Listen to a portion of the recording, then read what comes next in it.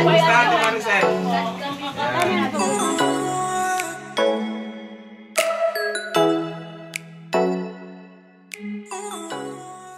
Sa ngalan po ng inyong paglingkod, Kap Edward Pante sa programang Muntingiling, ako po ay lubos nagpapasalamat sa mga taong katabi ko na sila po ay naging matyaga at matapat sa aking pakikibaka nung nakaraang halalan noong October 30. Kaya bilang pasasalamat po sa kanila, ako po ay muling bumalik upang sila'y personal na pasalamatan at handugan ng kahit kaunting biyaya, hindi bilang kabayaran, ngunit bilang pag-alala sa kanilang pagod at hirap na ginawang sakripisyo sa aking pakikibaka.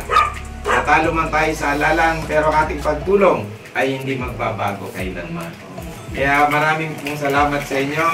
Kaya sa mga leader na naririto, sana sa mga susunod na laban ko kung mayroon man, at sana kung ako man ay may susuportang kandidato sa susunod na halalan, sana ay muli tayong magsama-sama at ako sana inyong pakinggan at piliin. Dahil siyempre, ang ating pipiliing kandidato sa susunod na halalan sa lokal na eleksyon sa 2025, sana ay samahan ninyo ako. Dahil pipili tayo ng higit na makakatulong sa inyo at sa ating lahat. Sana huwag tayong maghiwa-hiwalay. Maasahan ko ba na ako'y tutulungan ninyo sa pagpili? Opo. Sana nga po, kasi ako naman ay handang nakaalalay at nakaagapay ninyo. Pag kayo naging tapat sa akin, ang programang Muntingiling ay laging nakahandang tumulong sa lahat ng naniniwala sa aking pinaglalaban. Dahil ang gusto ko sana, magkaroon tayo ng leader na naranasan, naramdaman at handang dumamay sa oras ng pangangailangan. Kasi ang 1,000, 2,000 binayad sa atin para sila iboto, muling babawiin sa atin na. Yung 2,000, isang araw, 2 araw, tapos na. Kagaya ngayon, natapos ang barangay election. Maraming nagsasabi na sana'y si Edward na binoto. Wala na, tapos na eh. Nagsisisi sila kasi marami pang hindi nabayaran. Kaya nagboto ka lang. Salamat sa inyo. Salamat sa inyo.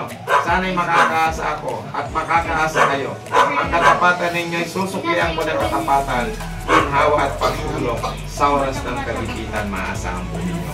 Idalangin nyo lang po sana na sana ako ay pagbigyan ng mahabang buhay upang ako'y makapaglingkod sa lahat ng taong nangangailangan. Kaya sa lahat po ng mga tumulong sa akin, huwag po kayong mag-alala na baka sasabihin niyo, tanging dito lang sa Damayan ako unang pumunta. Marami na po akong pinuntahan.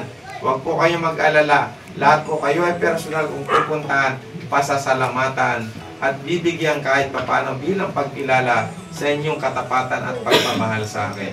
Kaya pag nakikiusap po sa inyo, sa larangan ng labanan sa politika, sa darating na 2025 local election, sana'y muli ninyo akong samahan kung sino man ang ating kandidatong susuportahan.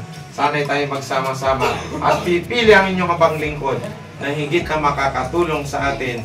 Hindi natin kailangan ang pera nila, ang kailangan natin sa kandidato maging tapat sa kanilang ipinangako. Kaya sana ate, sa ngalan ng Diyos, huwag tayong maghiwa-hiwalay.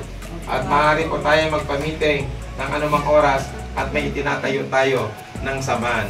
Yun po ang alyansa ng pagbabago. Ang ibig sabihin, pakikibaga para sa pagbabago sa ating bayan. Kaya sana huwag tayong maghiwa-hiwalay. Maasahan ko ba yan? Ayan. Kaya sa mga tatakbo, liligawan tayo. Huwag tayong basta-basta oo, bad cause. Sana'y makinig kayo sa akin, magsama-sama tayo. Sino man ang gusto kong kandidatong suportahan, sana kasama ko po kayo. At huwag kayong mag-alala, ipaglalaban ko kayo sa oras ng inyong kagipitan. Kung kayo may kailangan lakarin, kung kayo nahihirapan, tutulungan ko kayo bilang pagkilala at sukli sa inyong katapatan. Maraming pong salamat sa inyo. Picture tayo.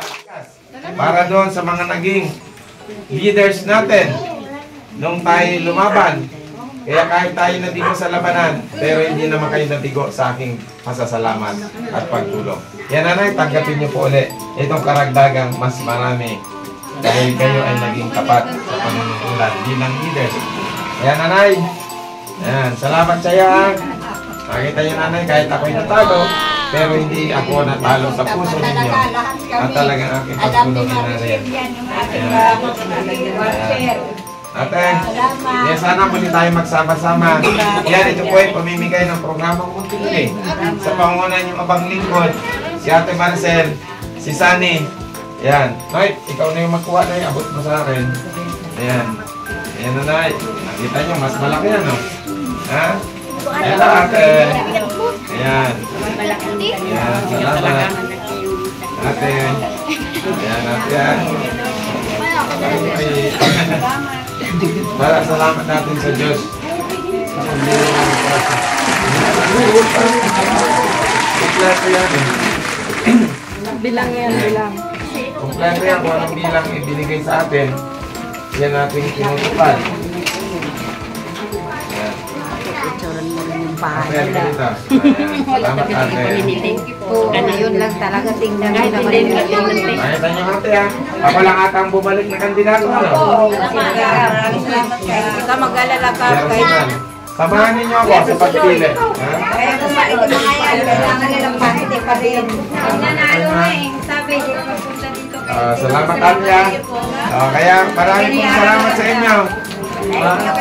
Maraming pong salamat sa inyong tulong at sa inyong pagtitiwala. Sa ngalan po ng programang Muntingiling, ang inyong Baglingkod Cap Edward Padle ay nagpapasalamat sa inyo ng buong puso at pagmamahal.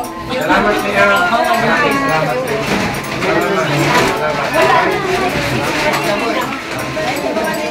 Panoorin niyo na yung programa natin. Pahawaan na ng humanak. Ba't dito na walang bigas ng bata? Salamat po sa inyo. Maraming salamat. At pasensya na po kayo, Nanay Gloria. Ate, pasensya na kaya. Basta pag ako bumaba dito, kalabitin niyo lang ako. Ha? Kailangan nyo ng pangulam. Kailangan nyo ng pangulam, kalabitin nyo lang ako. Isang araw, pag-alagala ako dyan, maglalakad-lakad ako. Ha? Kung saan may makita tayo, kayo nakakain tayo. Ha? Okay. Ito na. Ito na siya, may sundo na. Salamat. Ayan. Hello. Lali ka, kagamat siya eh. Ayan, maraming salamat sa inyo. Sa programang Muntingiling, binabati ko at pinasasalamatan ang lahat ng leader na tumulong at sumuporta sa akin. Maraming salamat at magandang gabi po sa inyo lahat.